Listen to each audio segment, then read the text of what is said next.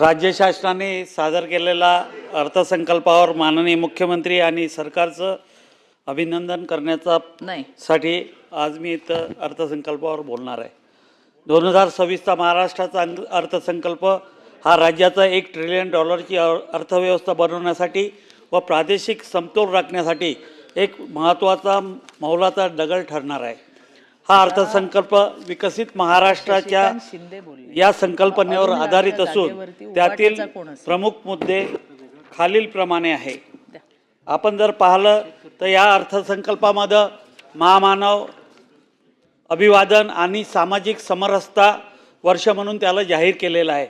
शासनाने केवळ आर्थिक आकडेवारी मांडली नाही तर छत्रपती शिवाजी महाराज, डॉक्टर बाबासाहेब आंबेडकर, महात्मा फुले यांच्या विचाराला केंद्रस्थानी ठेवलेले आहे।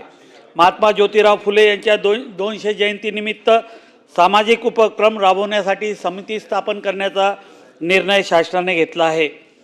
संत गाडगेबाबा यांच्या 150व्या जयंतीनिमित्त तीर्थक्षेत्र सर्किट आणि 75 गावामध्ये AI कृत्रिम बुद्धिमत्ताच्या माध्यमातून राबवला जाणारा पथदर्शी प्रकल्प हा आधुनिक आणि आध्यात्मिक याचा सुरेख संगम आहे। डॉक्टर बाबासाहेब आंबेडकरचा 14 तळे सत्याग्रहाचा शताब्दी निमित्त विकास आराखडा तयार करून 26-27 वर्ष सामाजिक समरसता वर्ष म्हणून साजरे करण्याचा ऐतिहासिक निर्णय शासनाने घेतलेला आहे। त्याचप्रमाणे माननीय मुख्यमंत्र्यांनी अर्थसंकल्प सादर करताना दिवंगत अजितदादाच्या संदर्भात अत्यंत जड अंतकरणाने मुख्यमंत्री साहेबांनी अजितदादा पवार यांना ही आदरांजली वाहिली व ज्यांनी 11 वेळा अर्थसंकल्प मांडला त्यांच्या नावाने गतिमान नागरी सेवा पुरस्कार आणि भव्य स्मारक उभारण्याची घोषणा करून त्यांनी शासनाने त्यांच्या विकासाचा वारसा जो आहे त्याचा सन्मान केलेला आहे। आपण जर पाहिलं तर ही अर्थव्यवस्था $1 ट्रिलियन असण्याचं धोरणाचा रोडमॅप आहे। राज्यातील अर्थव्यवस्था वेगाने वाढवण्यासाठी अर्थसंकल्पात 11G 11G मॉडेल या फ्रेमवर्कवर भर देण्यात आलेला आहे। यामध्ये पायाभूत सुविधा, डिजिटल गव्हर्नन्स आणि उद्योग वाढीसाठी विशेष तरतुदी करण्यात आलेल्या आहेत। ते यादी हां खोडके साहेब बोला ना। भांडवली खर्च, कॅपिटल एक्सपेंडिचर विकास वेग वाढवण्यासाठी 1 लाख कोटी विक्रमी भांडवली खर्च प्रस्तावित केलेला आहे। औद्योगिक क्रांतीसाठी MSME क्षेत्राला बळ देण्यासाठी आणि परतवणूक गुंतवणूक FDI आकर्षित करण्यासाठी नवीन सवलती जाहीर केलेल्या आहे। आर्थिक विकास दर राज्याचा 10% वर नेण्यासाठी सेवा आणि उत्पादनांवर विशेष भर दिलेला आहे। प्रादेशिक समतोल आणि विकास महाराष्ट्रातील प्रत्येक विभागाला विकासाच्या मुख्य प्रवाहात आणण्यासाठी अर्थसंकल्पात विशेष तरतुदी केलेल्या आहे। आपण जर पाहिलं तर मुंबईच्या धर्तीवर जागतिक दर्जाचे ग्रोथ हब म्हणून नागपूरला विकसित करण्याचा मनोदय माननीय मुख्यमंत्र्यांनी आपल्या या भाषणामध्ये केलेला आहे। गडचिरोलीला स्टील हब, गडचिरोली 2.31 लाख कोटी रुपयाची गुंतवणूक मोठे स्टील उत्पादन केंद्र उभारले जात आहे। यामुळे विदर्भात प्रत्यक्षात 50,000 रोजगार निर्मितीचं उद्दिष्ट ठेवण्यात आलेलं आहे। वैनगंगा नळगंगा नदीजोड प्रकल्प हा विदर्भासाठी गेम चेंजर ठरणार आहे। 94,868 कोटी रुपयाच्या प्रकल्पाला अमरावती, नागपूर, वर्धा, यवतमाळ सुमारे 4 लाख हेक्टर क्षेत्र ओलिताखाली येणार आहे आणि त्याच्यात जो पाण्याचा साठा शिल्लक राहणार आहे तो खऱ्या अर्थानं पुढच्या काळामध्ये 20-25 वर्षानंतर औद्योगिक क्रांतीसाठी त्याचा एक मोठा उपयोग या निमित्तानं होणार आहे। मिहान जर आपण पाहिलं तर मिहानमध्ये नवीन लॉजिस्टिक आणि IT कंपन्यांना आकर्षित करण्यासाठी विशेष सवलती जाहीर केलेल्या आहे। पर्यटनाच्या याच्यात ताडोबा, अंधारी आणि पेच व्याघ्र प्रकल्पांना जागतिक दर्जाच्या सुविधा देण्यासाठीचा निधी तरतूद केलेली आहे। अमरावती येथे टेक्स्टाईल पार्कमध्ये कापूस उत्पादक मूल्यवर्धन टेक्स्टाईल हब निर्माण केलेला आहे। त्याचप्रमाणे आपले राज्यमंत्र्यांच्या मतदारसंघामध्ये रामटेक चित्रनगरीची नवीन एक संकल्पना मांडलेली आहे की ज्याच्यामुळं खऱ्या अर्थानं विदर्भाला एक मोठी चालना मिळणार आहे. बल्लारपूर टिंबर म्युझियम अँड आयलिझरियमचा प्रस्ताव आपल्या भाषणात माननीय मुख्यमंत्र्यांनी आणि राज्यमंत्र्यांनी दिला आहे. एम्सच्या धर्तीवर महाराष्ट्र आरोग्य सार्वजनिक संस्था निर्माण करण्याचं आपल्या भाषणामध्ये माननीय मुख्यमंत्र्यांनी सांगितलेलं आहे. डॉक्टर भाऊसाहेब पंजाबराव शैक्षणिक संकुलाची उभारणी अमरावती येथे नव्यानं करण्याचं त्यांनी घोषित केलेलं आहे. मिहान येथे राज्याचा आपत्ती व्यवस्थापन संस्था निर्माण करण्याचं आपल्या भाषणामध्ये त्यांनी माननीय मुख्यमंत्र्यांनी सांगितलेलं आहे.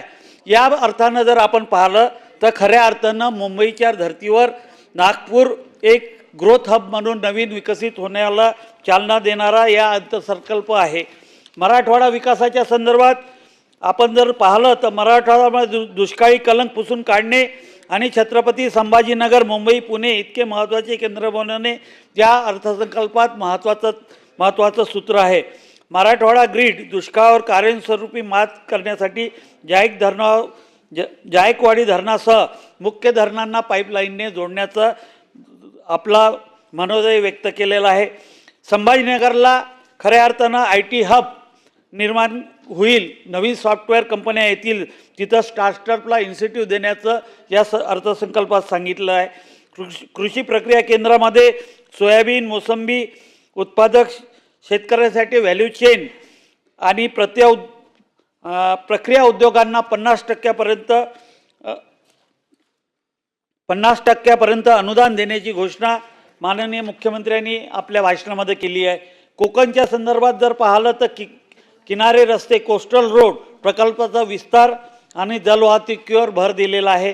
त्याचप्रमाणे कोकणातील पर्यटनाला आंतरराष्ट्रीय दर्जा मिळवून देण्यासाठी पर्यटन धोरणाची निर्मिती केली आहे. पश्चिम महाराष्ट्राच्या संदर्भात जर विचार करायचा म्हटलं तर कृषी प्रक्रिया नाशिक अहमदनगर जिल्ह्यात अन्न प्रक्रिया उद्योगांना फूड प्रोसेसिंगला चालना देण्याचा मनोदय व्यक्त केलेला आहे. कनेक्टिव्हिटी मुंबई पुणे नाशिक यासारख्या हायस्पीड रेल्वे कॉरिडॉरची कल्पनासुद्धा त्यांनी आपल्या भाषणामध्ये मांडलेली आहे. आज जर आपण पाहिलं तर क्षेत्रीय महत्त्वाचे जी घोषणा केलेली आहे त्यात शेतकरी कर्जमाफी 2 लाख रुपयापर्यंत कर्जमाफीचं उद्दिष्ट त्यांनी आपल्या भाषणात सांगितलेलं आहे आणि 50,000 रुपये ज्या लोकांनी नियमित कर्ज भरलेलं आहे त्यांच्यासाठी 50,000 रुपये देण्याचं त्यांनी कबूल केलेलं आहे. ऊर्जा विभागामध्ये शेतकऱ्यांना मोफत वीज देण्यासाठी 20,000 कोटीची तरतूद केलेली आहे. त्यानंतर पायाभूत सुविधा 1,000 पेक्षा जास्त लोकसंख्या असलेल्या गावांना सिमेंटचे रस्त्याचा मनोदय व्यक्त केलेला आहे. ग्रामीण आरोग्यासाठी 4,500 कोटी रुपये आणि आरोग्य शिबिर ही नवीन संकल्पना त्यांनी आपल्या याच्यात मांडलेली आहे. लाडकी बहीण आणि लखपती दीदीच्या योजनातून महिलाचे आर्थिक सक्षमीकरण करण्याचा मनोदय त्यांनी व्यक्त केलेला आहे. कृषी क्षेत्रामध्ये जर पाहिलं तर तंत्रज्ञान केवळ श्रीमंतासाठी नसते हे सरकारने सिद्ध केलं आहे. ज्या शेतकऱ्याकडे स्मार्टफोन नाही त्यांच्यासाठी वसुधा व्ही व्हॉइस सेवा सुरू करण्यात आली आहे, ज्याद्वारे कीड व्यवस्थापन सल्ला थेट फोन कॉलवर मिळेल. राज्यातील 4ही कृषी विद्यापीठाला AI innovation and incubation centre स्थापन केली जात आहे, ज्यामुळे कृषी स्टार्टअपना मोठी चालना मिळणार आहे. यामुळे शेतीचा उत्पादन खर्च 25% कमी होणार आहे. ॲग्रिस्टिक आणि शेतकरी कल्याण या संदर्भात सुद्धा त्यांनी आपला मनोदय व्यक्त केला. ॲग्रिटिक्स योजनेद्वारे 1,81,00,000 शेतकऱ्यांना फार्मर ID देऊन महाराष्ट्र देशात अग्रगण्य ठरेल या संदर्भातला त्यांनी मनोदय व्यक्त केला. आदिवासी वनपट्टीधारक शेतकऱ्यांचाही समावेश यामध्ये केलेला आहे.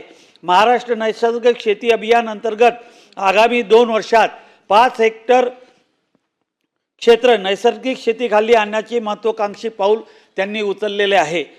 अत्यंत महत्त्वाचा निर्णय म्हणजे गोपीनाथ मुंडे अपघात सन्मुग्रह अनुदान योजनेत आता शेतमजुरांचाही समावेश यामध्ये करण्यात आलेला आहे.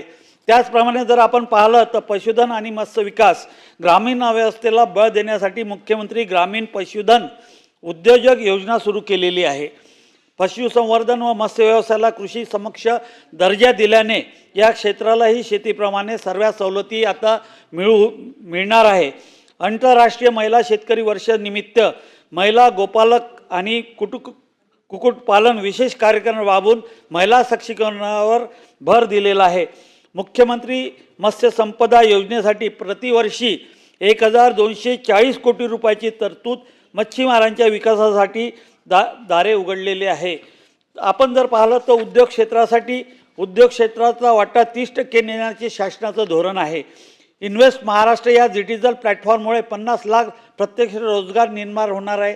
बांबू विकास धोरणातून 50,000 कोटीची गुंतवणूक आणि 5 लाख रोजगार निर्मिती अपेक्षित आहे. त्याचप्रमाणे सेवा क्षेत्र आणि भविष्यकालीन तंत्रज्ञान महाराष्ट्रात आता जगाचे ॲनिमेशन आणि गेमिंग केंद्र बनणार आहे. यासाठी 295 पेक्षा जास्त स्टुडिओ उभारले जातील.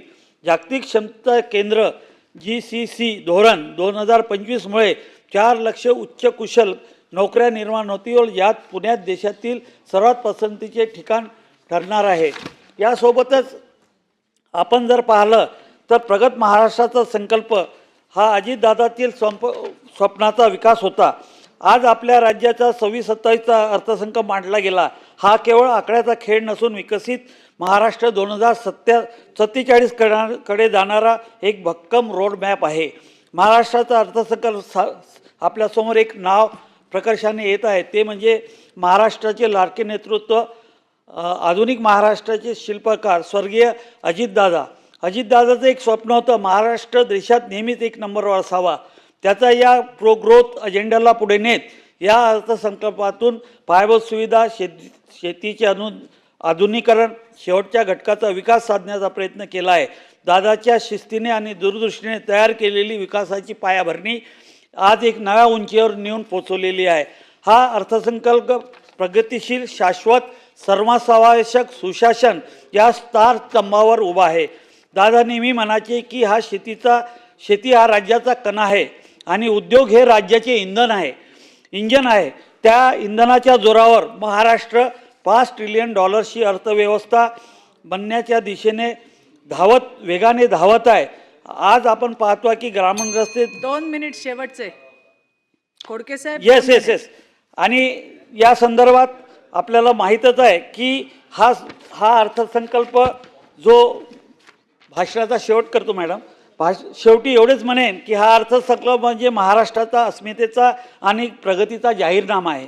अजितदादा पवारांच्या कारभाराचा वारसा जपत आणि महाराष्ट्राला जगाच्या नकाशावर एक औद्योगिक महासत्ता म्हणून प्रस्थापित करण्याचा कटिबद्ध आहोत. शब्दाला पक्का व वारसादार दादांना आपल्याला दिलेला त्याचा विश्वासाने महाराष्ट्र प्रगतीच्या शिखरावर नक्कीच पोहोचेल. अर्थसंकल्प पुणे, मुंबई यासारख्या केंद्रासोबतच ग्रामीण विकासाचा समतोल राखणार आहे. अजितदादाचा गतिमान प्रशासनाचा वारसा जपत आहे. हा रोडमॅप केवळ $1 ट्रिलियन नाही तर 47 पर्यंत $5 मिलियन व्यवस्था बनवण्यासाठी सक्षम करेल. या निमित्तानं मी माननीय मुख्यमंत्री, पूर्ण शासनाचं, राज्यमंत्र्यांचं ज्यांनी अर्थसंकल्प सादर केला त्यांचं अभिनंदन करतो आणि माझे 2 शब्द संपवतो. धन्यवाद.